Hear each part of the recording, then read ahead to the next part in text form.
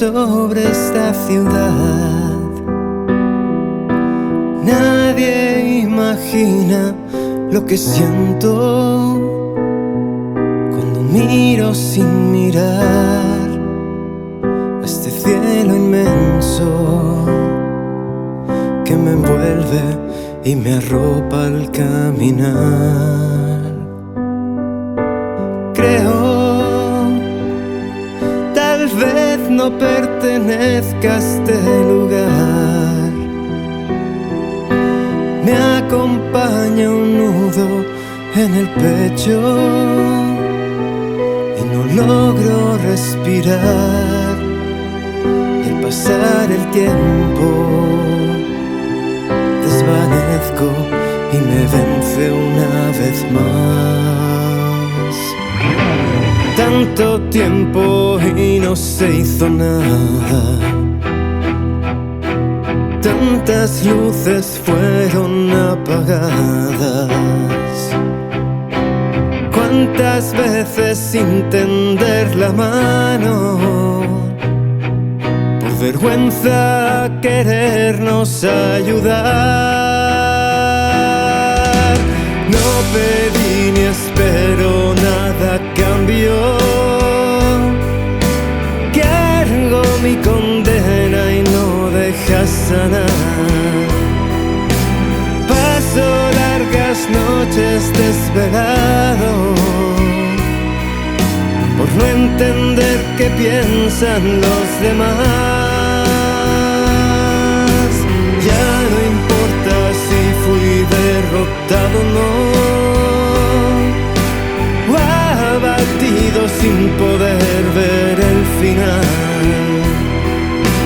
Me pregunto, corazón en mano, ¿qué sienten los que no sienten jamás? Ciegos, inmunes a lo que pueda pasar. Disimulo a veces lo que pienso, evitando lastimar, y me compadezco de excesos de insensibilidad. Muero, quizás desaparezca sin mirar atrás. Tantas ganas tengo de dejaros un jardín de humanidad y no encuentro nada de lo que veo que me muestre que algo vaya a cambiar. Tanto orgullo no sirvió de nada. Tanta ayuda que fue aplazada. No abrazamos y nos descuidamos, esquivando la mirada al pasar. No pedí ni espero nada a cambio. Cargo mi condena y no deja sanar. Paso largas noches desvelado